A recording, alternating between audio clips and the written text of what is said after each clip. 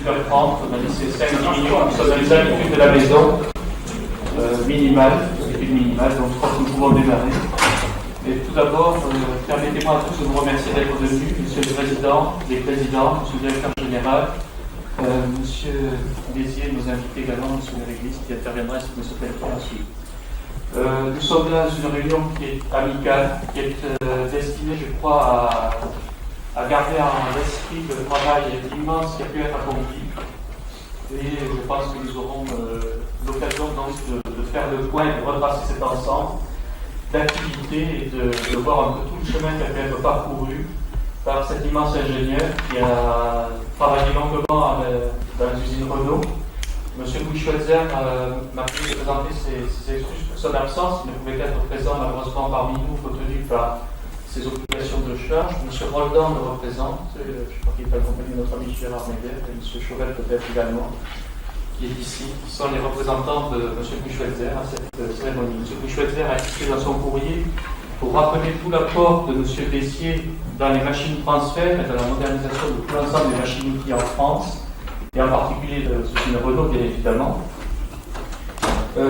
Chose d'ailleurs qui est reconnue au niveau international, puisque vous êtes docteur honoris causa de l'Université de Berlin, et qui est un apport immense dans toute l'industrie.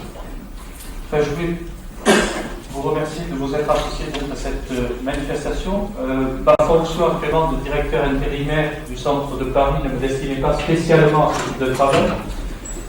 Je dois d'expliquer un peu la jeunesse de ce nom d'amphithéâtre.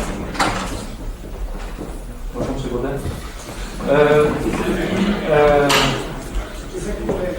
Qui est une idée donnée, remise à l'honneur par Jean-Pierre Sagas, mon prédécesseur, dont il souhaitait qu'un certain nombre de salles retrouvent des noms et non pas des indications par lettres ou par chiffres, ce qui était un peu austère. Et donc on a retrouvé la salle Émile Corps à l'entrée de l'école. C'était le premier directeur de l'établissement, d'après les recherches qu'on a compris. L'amphithéâtre Fournel derrière, là, oui, on ne sait pas. M. Fournel a droit à une plaque qui est au fond de l'amphithéâtre. Comme sauver l'amphithéâtre, on peut penser que ça peut être l'administratif. Mais je ne sais pas. C'est une seule supposition qui n'engage que moi. Quant au troisième amphithéâtre qu'il convenait de baptiser, c'est Mme Monique Blanc qui a eu cette idée.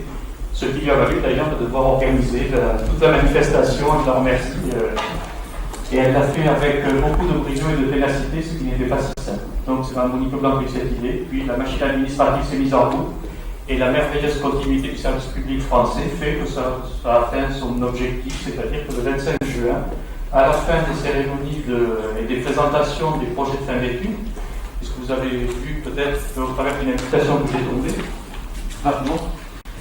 que les rendez-vous du 151, nous sommes une semaine de présentation des projets de fin d'études qui est allée du 19 au 25 juin, organisée par M. Marc Lecoq, que je remercie ici, ont permis à tous nos élèves qui étaient considérés comme aptes à présenter quelque chose de publiquement intéressant, ont pu le faire et soutenir en public donc leurs travaux. Ce travail assez lourd a été bien organisé, a se déroulé normalement. M. Bézier a présidé 3 séances cet après-midi de soutenance.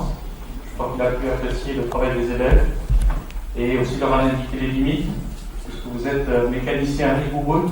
Actuellement, je participe au jury d'agrégation mécanique et les inspecteurs généraux m'ont rappelé votre rigueur et votre sens de la mécanique qui a fait très longtemps autorité dans ce jury d'agrégation. Vous avez été l'un des créateurs avec le professeur Sistrom. D'ailleurs, le professeur Sistrom me fait penser que vous avez mis à peu près une cinquantaine d'années à votre entrée à l'école et votre passage de thèse de doctorat en mathématiques sous son autorité, ce qui montre que finalement vouloir aller trop vite en recherche n'est pas forcément une bonne chose. C'est d'avoir de bonnes idées et une bonne qualité de travail, et votre travail avec l'autorité en la matière. Donc je vais passer la parole, je ne souhaite pas être allongé de trop cette cérémonie, bien évidemment. Monsieur Bézier a souhaité que Monsieur Pelletier prenne la parole. Il m'a promis de le faire pendant 12 minutes. Il est très volubile, alors je demande un engagement écrit auparavant. Je ne voulais pas prendre de risques inutiles. Il sera suivi de Monsieur Lefebvre, qui est le président directeur général de Napa Data Vision, pour 17 minutes, je crois. Et Monsieur Bézier, ensuite, vous serez invité, bien évidemment, à nous donner votre vue de la de cette cérémonie, je pense, et des messages que vous souhaitez transmettre.